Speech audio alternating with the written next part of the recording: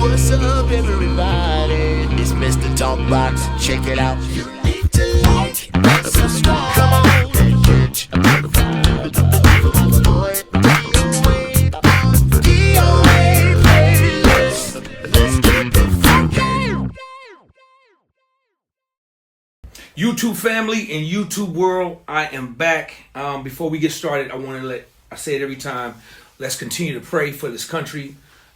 Let's continue to pray for one another in the world. We are like in dire needs of prayer. And just remember that God is in control. He is the one he's above all. He is the biggest president that there will ever be. And that's the one that I put my hope and trust in. So continue to keep this world in prayer.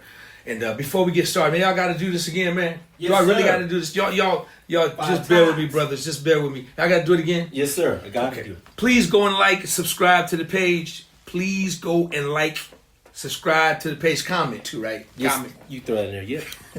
Please go and like, subscribe, comment. Please go like to the page, subscribe, comment to the page. Please go and like, subscribe to the page. So, hey brothers, I just gotta let you know, man. My dude, he makes me do this. He says it's good for the algorithms and the mechanisms and I got to get Bootsy to give me some more isms on this. But so I don't know if it helps or not, man. But I got to do it anyway, man. But first of all, I want everybody on my platform to look at these two beautiful brothers that I have on my screen right here. They're two of the most talented brothers that I've ever met. And followed, and I've been a fan of these brothers. Their work speaks for itself. Super talented, and I just can't say enough. I mean, they're one of the greatest production teams in our generation, and there's not enough time to go through the accomplishments and the things that these guys have been able to be blessed to do. So I advise everybody to go check their Wikipedia out, look them up, and really understand who I have on this platform with me today. And I'm honored to have these beautiful brothers hanging out with me. And I don't take it lightly of their time. It's just to be hanging out with me for a few. Y'all show your love for Bobby and Isaiah. Avila, the Avila Brothers. Did I get the last name right? Did I say it right? Yeah, you got it right.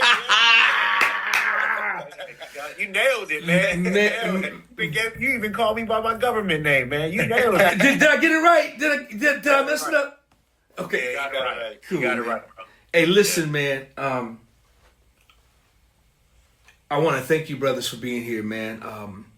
It means the world to me. I'm like so honored to have you guys together and have you on the platform, man. I really appreciate it, man. Appreciate your time, brother. Trust me. Thank you for having us. It's a pleasure, man. It's just again, we always say it, man. It's a testament to how powerful music is, man, and it brings the spirits together and the strangers. And the great thing about social media, man, it allows us to tap in and plug in and connect. Exactly.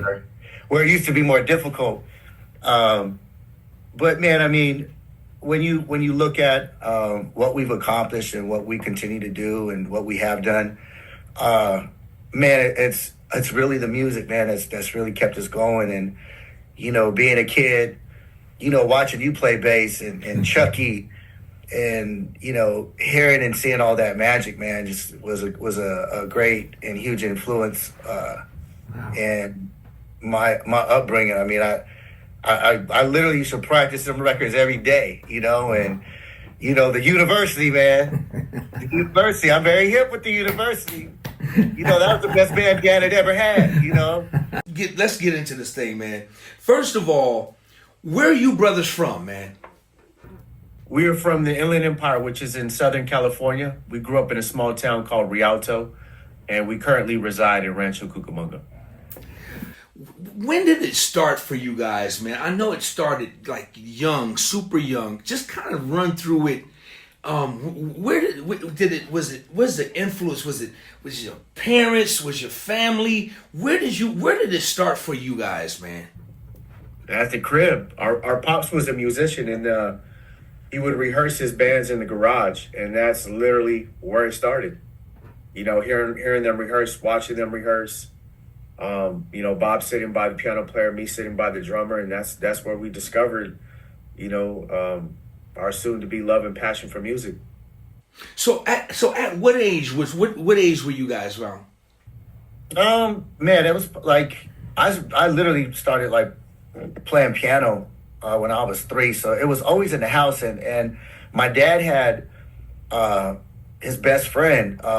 His name is James Felix, and James Felix was one of the members of the Disciples with Andre Crouch. So he was like on This Is Another Day, that whole band on there. He sang a couple records on there, but he was always around as well in my dad's band, and then he was working on his solo stuff. So, you know, that part of music was kind of like that birthed who we were, you know, who we became, what we liked. You know, back in those days, they were like the live bands, top 40 bands were like what the DJs are now. So my dad had a variety of great musicians. My dad had all the great gigs. He was, you know, great on the hustling side when it came to business, which is why he had all the great players. So we were able to learn from all of them. And he was playing such a variety of music. And what James Felix brought to the table was that, you know, listening to Koinonia and Lee Ritenour and Eric Tagg and Weather Report and all of that kind of music. And my dad was into black music, like huge. So that just was kind of our DNA, man. And as we got older, obviously, you know, hip hop came into the game and we gravitated towards that. But we always just, everything was very musical in our ears every day, with my dad rehearsing. Yeah. And then Pops, you know, when we got to a point where we could play, he would sneak us up on his downtime at his gigs. So like when his band would take a break, he'd have us go up and play. And that's how we got used to playing in front of people at an early age. Wow. So what was your dad's main instrument? Or did he play or did he sing? Yeah, he played keys. Yeah. And he sang a little bit too. So keys was his main instrument. Keys. Yeah. Okay. Yeah. And he sang. He sang a little bit as well. Sang too. Yeah. And you know, what made it extremely interesting was that he had so much gear. Like he had a Fender Rhodes, he had a B3. I mean, he had equipment. So all that was in the house. You know, his cassette collection was crazy. You know, he had Herbie Hancock's by Wajiro. I mean, he had the cats. And so that's what we would kind of, you know, discover and get curious about, and, you know, just with all the gear around. So wow. Like it was just how can I say it, man? It was just a natural progression of everything, you know, just playing, listening, having access. It was just all there in front of us. When you mentioned, you know, Eric Tagg, Lee Ritenour, you know, you got to be talking about like Mystic Briefcase and Is It You? Yeah, exactly. Come on, man. Listen, that was those. Is It You is one of my favorite records of all time, and Mr. Briefcase. It's one of my favorite records. Man. And, you know, his solo record, man, you know, Marzipan and Dreamwalker, Promises, man, them records are crazy. Come on, man. Come on. So now you guys are learning. You guys are hanging out with watching your dad's band, and you guys are getting on the instruments, and so what did you, Bob? What did you just went straight to keys or? Yeah, I was. You know, this was the great thing about with my dad. You know, my dad was he was always into buying the next new, right, in gear and instruments. So we had this. We would always go to like all the music stores, Guitar Center, Goodman's Music, Lear's, and San Bernardino. So, you know, I was always fascinated. I don't know how, and I say this a lot, I don't know how or I understood programming and drum machines and truncating and sampling. I don't know how I did that, but I just would go while my dad was buying gear. I'd go to the little section where all the toys were, and I just would mess around and create things and program things real quick while my dad's working his deals out. And that became a natural progression of like, you're going to the store, oh, I want to go. You know, and he would take us and we would see our favorite players. Yeah, we'd see players. And, you know, at that time, a lot of musicians had those gigs at Guitar Center. You know, their day job was working there. Then at nighttime, they were, you know, musicians and artists.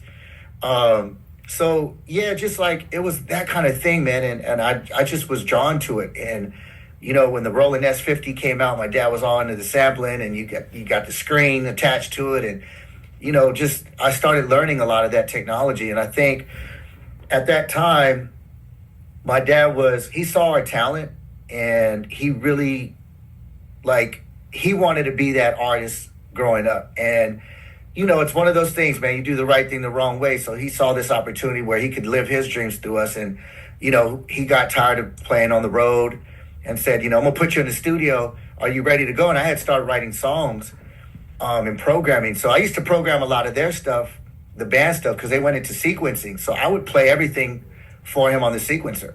Wow. And that's what they would use at the clubs when they were doing their gigs. Wow. So that kind of got me revved up. And then he introduced me to a guy named Trey Stone, who was a part of Bootsy's band and worked with Norman Whitfield, and he was local.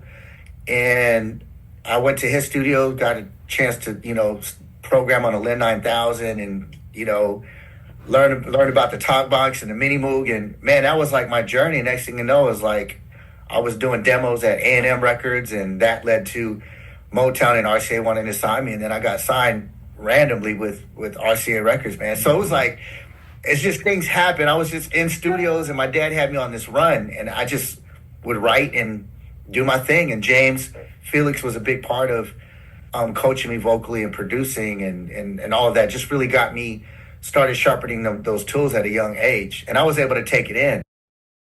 What about you, bro? Did you go straight to percussions? I was glued to the drum set. I was always intrigued by, obviously rhythm and groove has always been my thing, but even at that age, I was always intrigued by the sonics of James Brown drummer, Jabo. And so I remember taking my drum set into the backyard, and I would just take it apart and I put it back together hoping that I can get the same tones. And so I was always just trying to find that sound, that snare. I was like, is it a deep snare? Is it a piccolo? And back then, you access to videos and all that stuff. We didn't have that then, like we have now, where you're able to see what he was actually playing. And so I was always just trying to kind of tweak that. And then, hip hop was coming in. And so I was glued to Rap City and got into dancing and all that. And so, that's kind of where my energy was focused, between drums, dancing with the cats in the neighborhood. Hey, man, just know when I'm doing this, guys, just know it's like 50,000 people standing up clapping for y'all, man. Just I ain't got no fake clap machines and just know when I'm doing this, man. It's like 50,000. You know what I'm saying? And in a minute, my boy Mayo gonna put another 50 on it, so it's 100,000. Hey, so when was the first record, and what was the first record for you guys? Between me and Iz, I think the first record was really your solo album. Yeah, it's my solo album at 12. It's there's so much in between, and I think that's as Iz says, the meat and potatoes. It's like starting off as Bobby Ross Avila, the solo artist. With music and how the business works, it's just you got to navigate because it does what it does. And having a career and having sustainability really is dependent on how much you're able to do yourself and be self-contained and understanding how to take in all the information and applying that so you can actually have a career in the game. And for me, the sustainability was being able to write and produce and be self-contained. And, it's like artists, then, okay, that ain't working, producing. Okay, back to being artist. Okay, that ain't working. Go back to being producer. And, eventually me and Iz's roads just met up where it's like, let's just start producing and writing records together as the Avila Brothers. Yeah, let's just cook. But it was even coming to that point, it was an interesting time. Bob, I want to say 99 going into 2000 to 2001 was really like, kind of getting our feet planted again, in the trenches, trying to create opportunity. Bob landed his deal at Warner Brothers on a solo project again. And I had just got off the road with Macy Gray as her drummer. And that's really, I think, when we just decided to just cook as a unit and just go as hard as we can. And that's, I think, how we ultimately discovered this unique sound of what you would call today as the Avila Brothers. Yeah, and a lot of it came from pressure, man. So it's Yeah, like, pressure, for sure. I was in the middle of losing a deal with Warner Brothers, and it was crazy. All the stars seemed like they were aligned. I mean, it was like finally, like LA's playing my record, sampler. It wasn't even released yet, and a new president got in there. So the politics happened, and being in the game for so long, I could just kind of sense what was happening. And so I wrote a letter to Jimmy and Terry and said, look, this is where we're at. This is my solo record. This is what we're doing. And got a call back like 2 days later, and they were like, man, we have an artist out here, more slick. They love what you guys do. Like, you guys are they have this term, drive off the road music. And it's like, you guys got drive off the road music, and we'd love for you to come down. So, we became a bridge for them. They became a bridge for us. And that's when we really started our relationship together collectively as the four of us coming together. And again. Yeah. And now we're coming as producers. And, it was a different time. It was a great time. They were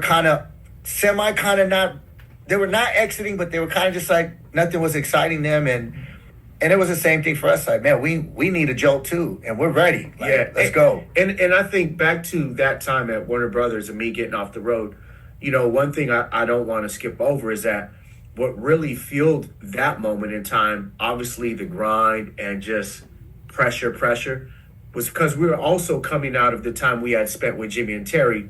Bob being 14 years old, signing them as their first Latin artist. Then I got signed to Jimmy and Terry at 13 years old as their first hip hop artist. So we had already gone through that stuff, which were incredible learning experiences. And so when you fast forward to 2000, it's like, look, we've done this, we've done that. Bob's been on tour with New Kids on the Block. We've had a record out. And now it's just like, in this game, it's always about, okay, reset, new plan, new strategy, got to go at it again. And at that time in crafting Bob's record, I think is where we truly discovered our pedigree together.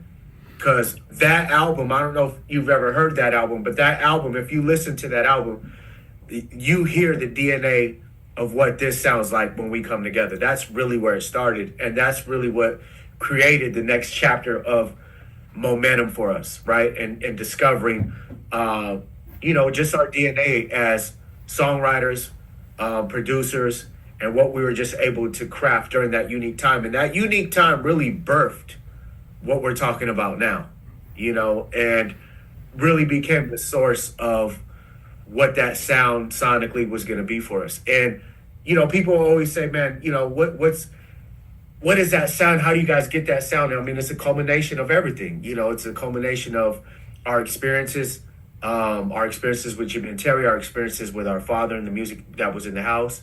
And then also our experiences with groups like Public Enemy and the Bomb Squad and the Tribe Called Quest and De La Soul and all of that combined, And so I think what's really played a role into, our musical DNA is a vast array of influences and life experiences, right? From the time we got to Flight Time in 91, 92, and it's like, they make records by playing all the instruments top to bottom. There is no loop. No, you play it from top to bottom, and understanding Terry's mindset behind, a song should never finish the same way it started. Dynamics, right? And so taking all of that information, and being able to, really define who we were going to be and become based on all the information that we have had prior to 1999 and 2000. It's a lot to unpack. And I think that's truly what has become the backbone of who we are and why we've been able to be in this game for 35 plus years, yeah, and still be relevant. That's hard to do, Very much so. Especially when you're musical, right? Because you get to a point where you know too much, right? And you're too musical, and your kicks and snares are dated, and your chord progressions are cool, but they're dated. It's like, right, you got to keep your finger on the pulse. And right. I think that's one gift me and my brother have always had, is because we're in the streets. We're still vinyl collectors. We're still about our gear. We're all the things that keep you, locked and loaded, especially as the frequency changes, So You got, it's one of those things where, it's like the moment you take a break for a second, this thing has ran by you really fast. Quickly. I got to back you up because I can't let you get away, man. You just put me up on something. You was playing drums from Macy Gray. Let me tell you something. That was one that was one of the funkiest bands. Yeah, right. Yeah. That band was so funky, dude. I'm a fan of Macy Gray, and so it was just so I can't let you get away from that one, man. That was a funky band, bro. Yeah, man, that was a fun band. I think so many different personalities in that band, and it was a big band, especially at that time. 3-horn player as a DJ. It was, but I think what made that band unique was we all played on the original gear.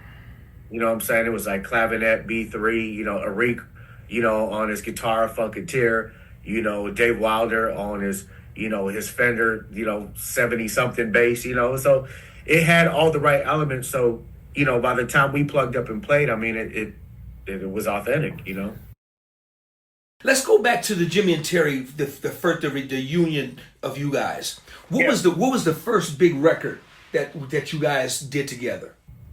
I really think, it's like we did some Maya. We started with Maya. We started with Kenny Lattimore, Shantae Moore. Then we were working on Fighting Temptations, and through all of that, Janet asked us, and Janet wanted us to work with her on the record, and it was like on her solo project. And for us, it was huge because that Jimmy's a gatekeeper for that project, as we all know. And we were in LA. Terry was talking about coming to LA and living in LA permanently, and Jan was still in Minneapolis. So, we got to Janet. When we got to Janet, she was scheduling things in and out. But, truth be told, man, I think it was the most unexpected record that we would have ever thought was our breakout. And that truly was Confessions with Usher. And Demita Joe coming out, on the same day, and looking back now, we had the number 1 and we had the number 2 record in the world, and it's crazy because it didn't feel like it. It was like, okay, we were so tapped in and just working every single day. We didn't realize like what it was in the world, what it meant in the game. But I think that was like to just you expect it to be one way and it's not. And it just, once that started, man, it was a wrap. At that point we were working with Earth, Wind & Fire, Gwen Stefani, Mary J. Blige. We were back with Yolanda Adams, working with New Edition. Started working with Shaka Khan. It just was like, it just started happening. And in the interim, we wanted to just work on a project that was just kind of like a labor of love, and that's how we got the Avila Brothers Mood Sensational record that we did. It allowed us to just kind of swing out and make a record without any reservations, be musical if we wanted to, or just take whatever concepts we had and pour them into this project. And that's kind of what we did. But that was like, that started it all, bro. That really, wow. Confessions really did it. Wow, man! That's one of the greatest albums in history, man. Just one of the greatest bodies of work is, just ever. And I applaud you, brothers, for that, man. Because for all your work, it's just tremendous, man. But that project, I think everybody been waiting on the Confessions too. I think a lot of people's been wanting that, man. So, the unique thing with Confessions, in all honesty, nobody's was chasing anything other than great music. Yeah. And there was a serious level of competition. Almost like what Barry Gordy used to do, right? It's like you got Smokey intentionally, you got Stevie in the next room intentionally, right? Yeah. And I think, what we were able to culminate and craft with Confessions was just music that was, just a bit of discovery, a bit of inspiration, and just creating what ultimately felt good and great. There was no sonic that we were chasing. There was no. It was just, look, man, let's give him that shit. You know what I mean? And we heard a couple records. We heard what JD was cooking, Dre and Vidal, and it was like, cool. We gonna knock them out the park. That was the mentality. Right. Of course. And, you know, we were always supposed to do one record, you know, and we ended up with 5. And what I love about that is there was no guesswork in the music we created for Confessions. Like, everything we made specifically was what made the album. And I always say this, even the albums that we worked on with him even after, we always picked up where we left off. You know, there was no, okay, what can we try next? What can we do differently? It's like, nah, let's just continue. Let's continue to take that chemistry and just present it. You know, there's no chasing. You know, and I think that's what will forever keep that album unique and hard to replicate. Yes. Yeah. There were no outside influences other than influences in here and in here. You know, we weren't pulled and pushed a certain way. Oh, it needs, you know, your 808s and no. It was what we felt at the moment. Yeah, and I think too, just like to the influence comment, it's like, I think the magic is being able to pull from, like, there's things, I mean, when you listen to Simple Things on Usher's Confessions, man, I was doing I Can Make You Dance, I was doing the Bee Gees, I was doing Earth, Wind, and Fire on Bad Girl, you know, I was doing your fantasy. I was like, all that guitar, all that was take a ride in the sky on a ship and the side. Right. You know, and I think that with working with somebody like Usher, he has a great array of an encyclopedia of music.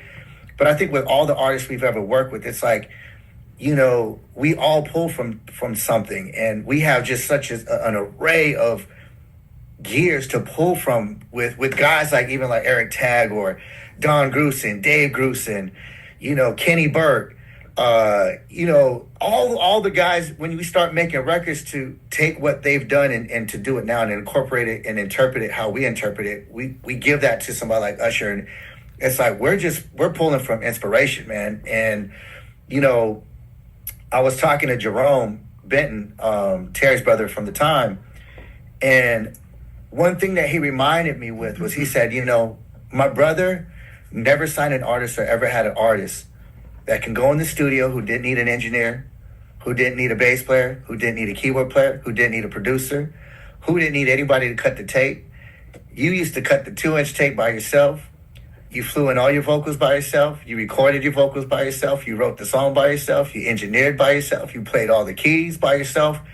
All of that came from my influences. Yeah. You know, the influence to me is what really makes me who I am. It's the influence that what I've been able to take and interpret and make that my own. Like, you know, that's how I gravitate towards Chucky. You hear a lot. You hear Barry White with Chucky. You hear Prince with Chucky. You hear all of these inflections, but then you still get Chucky.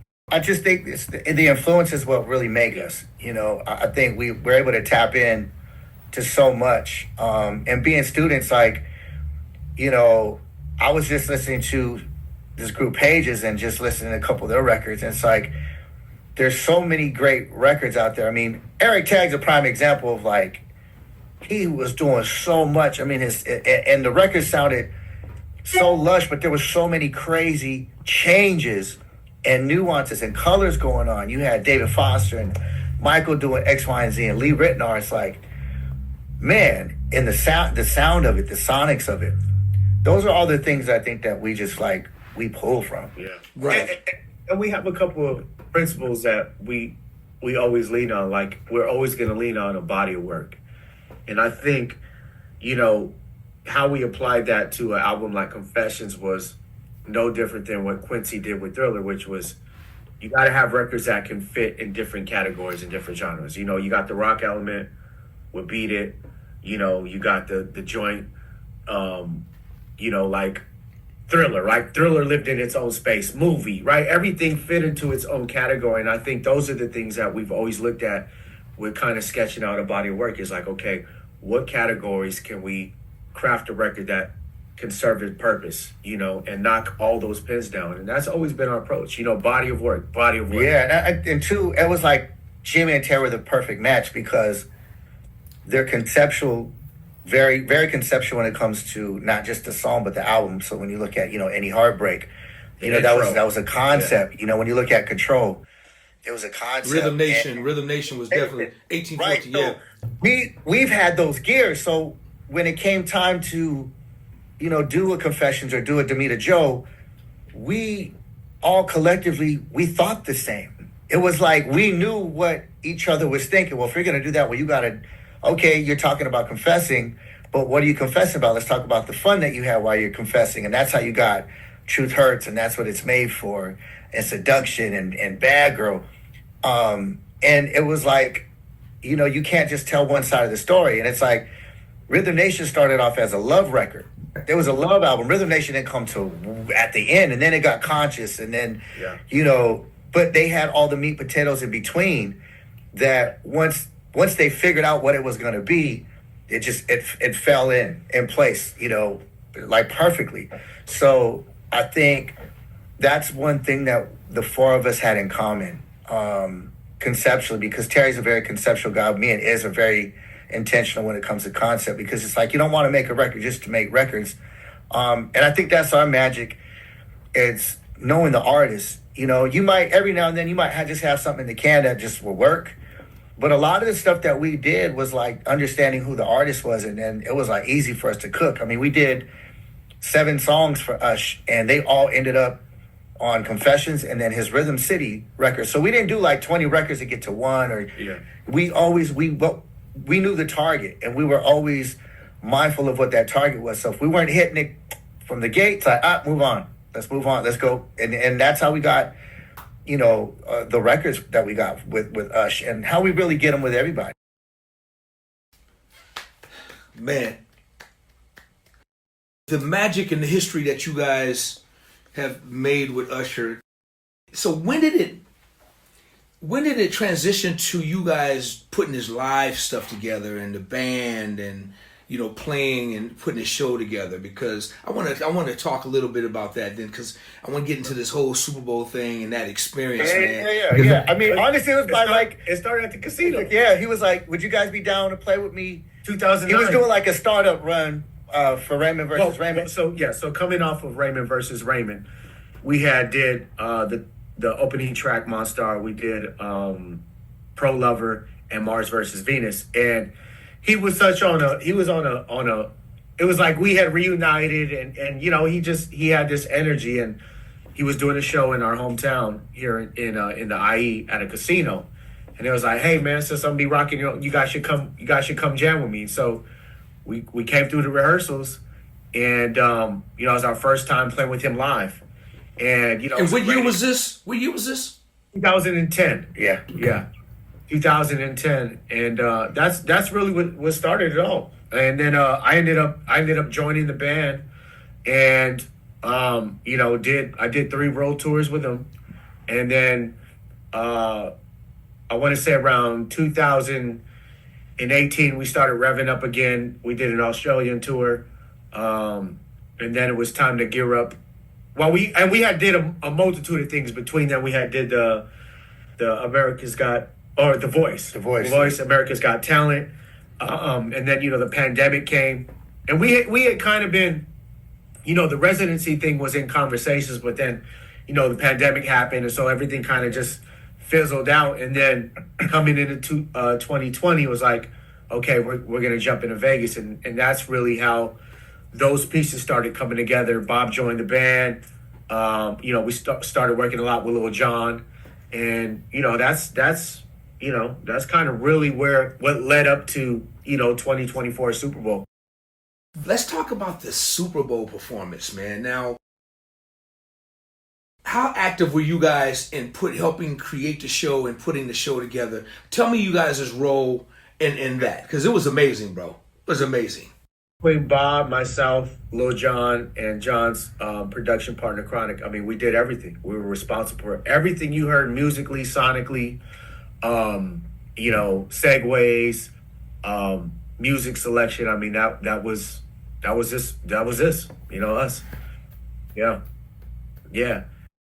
So I guess my next question is, what was the feeling like, man? Because I know you guys got to be 49er fans, right? You got to be 49er fans. No, it's crazy. We've been diehard Chiefs fan for years. Oh, you Chiefs fans? And honestly, because of the 49ers, because when Joe Montana went to Kansas City, that's when we became Kansas City fans, because we were 49er fans because of Joe Montana. Oh, so you follow the players? That's what you guys. That's what happens. I'm kind of the same. I'm kind of the same way. But what was it? What was it like, man? What was the feeling like knowing that you guys were going to be like on the biggest stage in the world, man, and have a big role in playing a part of just the biggest? It gets no bigger than that, man. What was the feeling like? I'll say from my side, this game brings so much grief and memories and then being sentimental. I think for me, Chucky was the first dude I talked to about doing the residency at Caesar's Palace. And he was like, man, to play with your brother, he was like, man, can I just see you on that stage playing with Usher? Man, do that for me so I can watch you. And I thought about that when we got asked to do the Super Bowl. And he was one of a lot of people, but he really meant a lot to me based on what he told me and the advice he gave me. And, fast forward and going to do the Super Bowl, it was a combination of just like serendipity, because the year before I was trying to go to Phoenix to go see Kansas City play, and I was with Lil Jon at the time, and we talked like, damn, would it be crazy if we did the Super Bowl? And then we got asked the next year. Wow. And then my team's there. Terry Lewis coined the phrase, it's once in a lifetime. It's never going to happen again.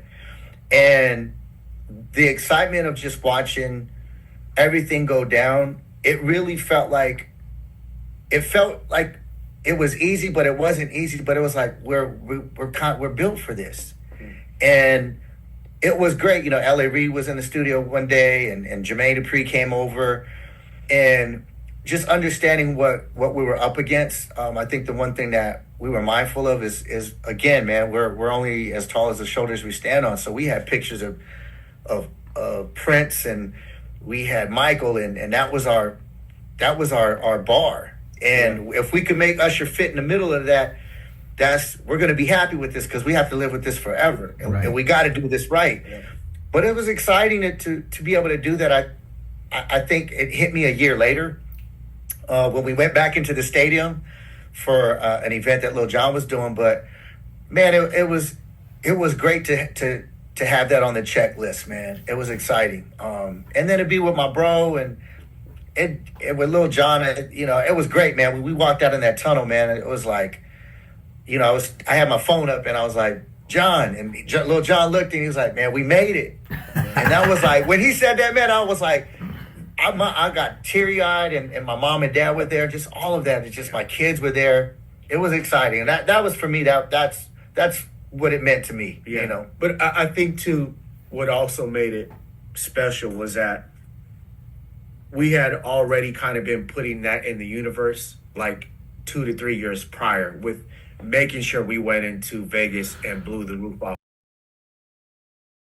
We had this thing going on in the studio where it's like, if we come in here and we really set this town ablaze, they should call him to come do the Super Bowl. Like, we got to get in here and whoop ass. And so to finally get that call, was just like, we had put that in the universe so tough. We were just waiting for it to come around. And, Bobby called me that Saturday morning at like 7 a.m. because we had been talking like when it got to August, we were like, man, do you think they're going to call him? I had got a call with Ush. We talked about it. And, when you go through that process of like putting it in the universe and then being in the tunnel at the Super Bowl, knowing that this is kind of what we're pushing for, it's just, it's a different feeling, man. It's like, man, we started with the mindset of being here, and we're here in this tunnel getting ready to walk out on this field and, let the road have it. And, for me, it was a life-changing experience. for me, it's probably one of the toughest things that I've ever had to deal with as far as pressure and getting this call from this person doing this, clearances, all these things, and it's just you get through that process and you come out of it and you're so numb. You sit on I sat on my couch for 2 weeks after that thing. It's just like, woo, drained, and back at it, it's like once in a lifetime opportunity, and we can say we don't ever have to do it again. We did it. And we blew the lid off of it. You know what I'm saying? We broke records, so, it was, I think more than anything too for us is the fact that we're Mexican, right? And we can say we are the only two Mexicans to have ever produced a halftime show for a black artist. Oh, wow. Come on, Mel, put your hands together, man. Hey, I'm doing that. Yeah, go on, y'all put your hands together. Everybody, that's 200,000 with all four of us. Because that's 50. Yeah. And I think what makes that powerful is that's what it looks like when we work together. Absolutely. Black and brown culture. We can move mountains, we can change the road, and we can inspire. Wow. And there is no limit to what we can do or what we can't do. There is no limit. It's really what you're built for, and it's also what you've worked on all your life. It's your craftsmanship. It's the practice, not even the 13,000 hours, 100,000 hours. Yeah. Yeah. Prepare you for that moment. Yeah. And like to Bob's point, we're so glad that we've had the history and the experiences that we've had, because had we not had that, you don't get the Super Bowl show that breaks records, right? You get second guessing your show. Should we change this? Should we do this? I don't know if it's that good. We got to a point where it's like, this is the show that we're going to give to the world.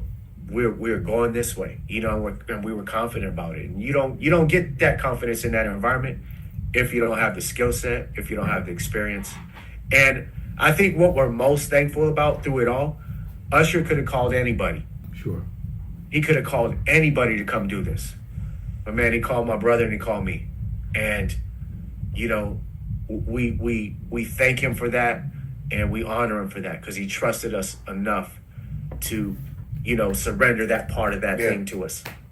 Big shout out to Usher, man. Big shout out, man. I have a Dimitri, man, that's my dude, and we talk a lot, and he was excited about that moment. Kyle is like my little brother, man. He was excited about that moment. And and AJ Alexander, that's my big brother. He was excited. AJ. He was excited about that moment, man. And I was just, so proud to see that whole thing come together, man. And what a great accomplishment.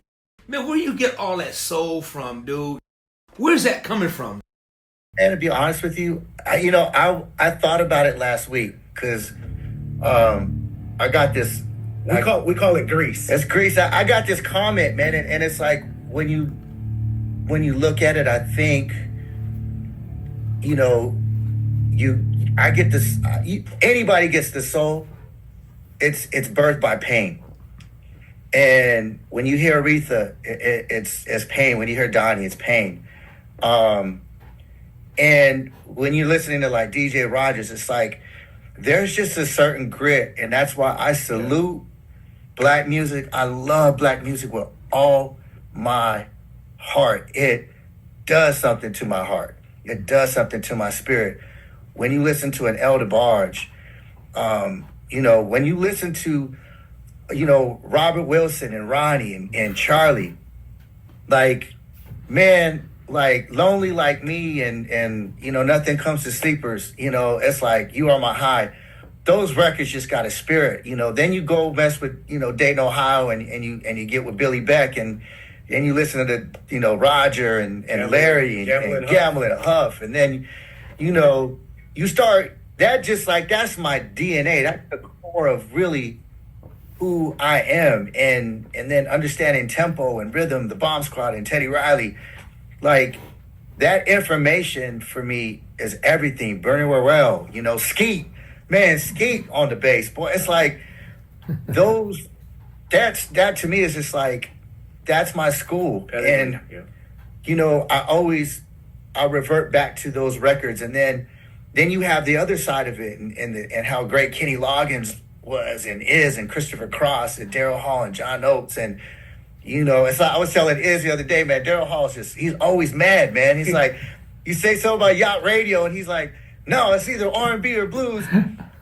But it's like, What's this yacht rock? but when you hear him sing, he got a lot of pain in him. Like, it comes across like Soulful, man. Like, and I think that's just kind of like, where I get it from. Kashif, like all of that music. Chuck Mangione.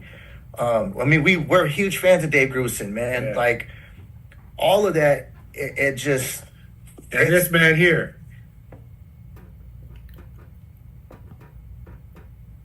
Can you see it? Jay Dilla. Oh, Jay Dilla. Okay, man. I wear glasses, so You too. You gotta be a crate digger. Like yeah, man. I mean, lie, man. I mean, Shuggy. Oh man, come on, man. Oh, now you really hitting the turf now, dog. Yeah, and that's the thing. Like I laugh at these cats that be, and God bless them when they think they're playing Fela Kuti. You know what I'm saying? Like you got to be a student. Like to get that grit that Bob's able to deliver on the piano, man. You got to be so entrenched into this thing. Yeah, that's what I was telling you, man. Like you think you could play some Purple and go to Minneapolis, but it's a different hump. The Boogaloo. The Boogaloo is completely different, right? So I hear them play record, I'll be like, that's not how you're supposed to play. and your tone has to be right. Your tone's wrong, and like you know what I'm saying. So that's why I always go back. When I seen Janet, it was 10 years ago. I heard the band. I was like, nah, they messing this record up. they ain't like the University. It's a different thing, And when I hear it, it hurts my ears. There's a certain thing about even with the talk box. It's like if you ain't using a bass amp and you ain't using a mini moog, you're not gonna get that signal path. That's what Roger had. Like it was a complete. When Roger started using the Yamaha, that's when I was even like, "Come on, Raj, you got to start making." But if you're gonna do the box, I get it. It's out of tune. Get back on the moog. There's just an authenticity of it, and I think that's me. It's just we go to authenticity, man. It's like. Don't say you're like this, and when I hear it, nah, he far from it. Hey man, I really love the piano stuff, but now I think I'm having a problem when I see you picking up the bass, man. I'm like, hey, like they say, favor ain't fair, man. You can't be a badass producer, singer, piano player, then you picking up the bass. I'm like, oh heck no, man. What is this? It's funny because Kenneth Crouch, he goes, "You're the selfish musician." I agree with Kenneth, man. I agree. No, man. But what's crazy, man? It was like when I wanted to get like that spanky kind of vibe in the Ohio play, I couldn't get it from guitar players. So I was like, well, I got to try to figure it out myself because I know as a producer what I want to hear. And man, Raphael Sadiq came to the studio one day to do play on one of my solo records, and man, I watched him, and it was like, all right, I think I just, okay. All right, that's the spirit. Okay. And after that, man, it was like, I just kept practicing, and I went to the records, that David T. Walker. Like, I love that sound, and then how the early George Benson was. Yeah. Taking all of that. And then, Prince had this Catfish Collins yank that was just, was nasty. So I took all of that and I just, it's like Miles Davis told Prince, right? You must be tired because one day James Brown, you're Little Richard, and you're Jimi Hendrix, and then you're Sly Stone, and then hey man, that's what I was, and am. I will always be that. I'm a combination of all of that. So you guys are touring musicians, toured the world, and you guys are hit producers. What do you like best? Which one is the most fave? I'm gonna say for me, they play an equal because we're studio rats, right? We live and breathe in the studio, but there's nothing like seeing how far your music has went in the road and being across the water and seeing people sing your records. To me, as a creative, as a songwriter, musician, and producer, you never know how far your music's gonna reach when you're pulling things out of the sky to create. And so to be across the water and to see that in real time, I think that's what bridges that road of being in the studio, creating something, and then being in front of the audience that embraces it and loves it. To me, that's an equal marriage. Yeah, I think for me, it's the two coins, right? So the first one is the love that I have for music as a creative, and the passion and desire that I have to not just to be the best, but to try to create music that touches people, that touches me. I believe if you can't be touched by what you do, how are you going to touch somebody else? That part of me is first. I love making music and creating more than anything. And the flip side of that coin is to see the fruits of what you create, being able to watch it. And you know, I was able to hear great words of encouragement and motivation. And one was from my brother, like, let's do this on stage together. One from Chucky, man, let me see you on stage. Let me watch you, man. Let us watch you guys do your thing. And from Terry Lewis was like, get your ass off the couch, man, and go see what you've been able to do and see what people think about what you do. And that gave me that balance of understanding what both of those sides look like, and ultimately to see how powerful the gift is and how powerful music is, to see, you know, black, white, Asian, you know, Latin, everybody like enjoying what we've been able to put together, and through the vessel and an interpreter like Usher, an amazing, you know, showman and who has a great body of work. That really meant a lot to me, because, you know, the game could get you, give you a hardened heart. The game could just really just take a lot of passion away from you, take a lot of love out of you. And we always have to kind of figure out how to pour that back into that cup, right, into our spirit to keep us going. And I think being able to hear and watch the Super Bowl performance, to see everything up until that point, it just lets me know, like, man, you can be confident, you can appreciate it, you can love it. It's a lot about the journey. It's not necessarily about the wins, but everything that it took to get us there, I think, is what resonates more than anything, and makes me love music every single day that much more. As you know, and I've loved it all my life. I've given my life to it. So, man, you know, I'm hopeful that we can do that as the Avila Brothers on our own stage, and to make that kind of impact and have that platform for us to do what we do. Yeah. That's the next phase. It's going to happen. It's definitely going to happen, man. You guys deserve that. That's got to happen. I don't see why it hasn't even already happened yet, but it's definitely in the making, man. God's willing, it's in the making. Yeah, It's in the making. I believe it too. Yeah, it's in the making, man. Hey, if call me, man, I want to play bass. You can't play every damn instrument in your so you call me. I'm playing bass, man. Call me. Hey, you're the only one I would trust. You're the only one I trust that know how to have that hump. Man, I watch you, man. You're so inspiring, bro. Man, D, come on, man. You are so incredible, man. Like, it's hard, man. It's hard to watch these cats, man. Like, nah, it's hard. It hurts my ears, man. We were like, man, you showed up with a 10-string bass, man. Try to get it right with 4 strings first.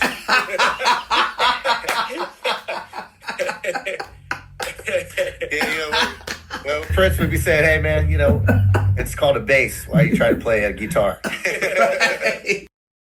You mentioned Robert Wilson earlier, man. He's one of my most favorite bass players ever, man. Isn't he? Like, he is, man. And you know, between him and it's crazy, because I love all the Bootsy records, but there's nothing like Bootsy live in Houston, 1978. And when I see that bass, when he's playing, like, what's the name of the like, you have that thing, and I'll be listening to that all the time. What's the name of It's this just, tune? you know, it's crazy, like, that tone, that sound, man. It's like it's just All in different. here, it's all right here, man. It is. in Hey, you man, know, that's I everything learned you. that. Man. Yes, Just but go. yeah. Hey, man, but I gotta ask you guys one more last question before I let him go. I gotta drop the bomb on him, right? Since we talking about the Gap, man, I gotta drop the bomb on him. All right, this is it, and we're gonna do it as a production team. All right, let's do that as a production team because they both play. I could do separate individual musicians. You know, drums, bass. You know what? We gonna do producers, right? Okay, you got Mount Rushmore. Okay, you got 4 of your top production teams that you're gonna put on Mount Rushmore. What's your top 4? Let's start with you. What's your top 4 production teams that we're gonna put on your Mount Rushmore? I'm gonna merge Gamble and Huff with Jay Dilla, Jam and Lewis,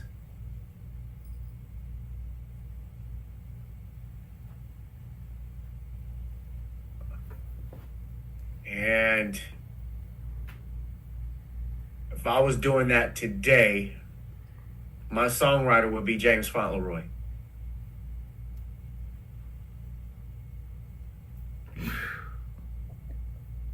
Bob? I'm gonna go Burt Bacharach. Mm. I'm gonna go Gamble and Huff.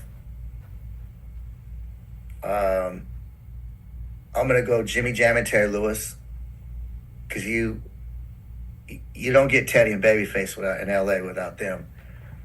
And then I'm gonna go with the Bomb Squad, because you would never got Dr. Dre, and you would never got NWA without the Bomb Squad. Wow. Incredible. It's such an unfair question. But there's no way, because I get my pick. And I really, from the bottom of my heart, mean this with every inch of my soul, bro. There's no way you're not going to put the Avila Brothers. There's no way, bro. Y'all going to sit right there. Well, that's a good, because that's kind of a cheat code, because when you get the Avila Brothers, you can eliminate a couple. Hey, no, we just gonna add to it. Once again, man, I really thank you, brothers, for taking time out, man, to hang out with me, man. This means a lot to me. I can't wait to talk to Chucky. I'm gonna call him today and holler at him, man, and let him know we was hanging out, man. But real quick, man, let everybody know how they can reach you guys, man. What's up, y'all? You can reach us at the Avila Brothers on IG. You can reach me at is_Avila at IG. You can get me, Bobby Ross Avila, at AHVLAH.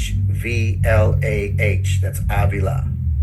And that's on Instagram and that's and Facebook. It's across Twitter or X, whatever they call it, and Facebook, and our YouTube channel, the Avila Brothers. What are you guys working on like today? What are you guys working on right now? What's cooking right now? We've been cooking a couple of acts that we're developing. One we started last year with an artist named MKY who ended up on American Idol. We're working with this cat out of Oceanside in Cali, Obed Padilla, stanky, funky rhymer, songwriter, amazing. And we're focused on kind of just culminating the next, and being able to develop and curate and groom talent. Bob's got his solo record that he's focused on. I got my record we're focused on, and then we have another Avila Brothers thing that we're working towards. So, we're staying cooking, man. Good, man. Good, man. So, man, before we end this, man, just know, if you ever need us, man, we're here for you. Yeah. Our hearts out, not our hand. We're here for you, man. Anything you need, we got you. Man, after we sign off, I'm gonna tell you guys what my next thing is, and you said that he said that, so I'm gonna take him up on that. But listen, man, I want to say thank you, brothers, man. You brothers keep being great and keep being amazing, man. Dude, the love you guys got, stay together, man. That right there is like so dope to me, man. Listen, man, I want everybody to keep the world in your prayers, especially right now. We need to pray for our brothers and our sisters, your neighbor, Pray for this whole world right now, and just always remember that God is in control. So I got to do this one more time. 5 more times. Gotta do it 5 more times. Please go and like. Wait, I got some help though. Now, watch. When I say hit it, brothers, I want y'all to hit it. Just be ready. No rehearsal. Watch this. Watch this. Watch how dope this be. See, watch how we get out. This is how we do. He don't know nothing about this kind of stuff. But watch this. So y'all, please go and like and subscribe to the page. Please go and like and subscribe to the page and comment. Please go and like. Please go and like and subscribe to the page. Please go and like and subscribe to the page. I got one more. I'm going to bring the Avila Brothers. Hit it one time for me. Come on, y'all. Watch this. Please like and go and subscribe to the page. Yeah. Look at that, bro. No rehearsal. We ready for the next Super Bowl, man. Hey, man, bro, I got a lot of love for y'all. Love and respect, man. Keep doing what you guys are. Keep doing what you guys are doing, man. Super talented. And right now, man, we brotherhood now, man. I'm just going to be reaching out to y'all. Shoot me your number. I don't have your number, man. So shoot it to me, man. And so we can just stay in touch. And I can just keep up with what you guys and what y'all are doing, man. Absolutely, bro. Absolutely, man. I appreciate y'all, man. Y'all, show your love for Iz and Bobby Avila. Give them some love. Love y'all. DOA.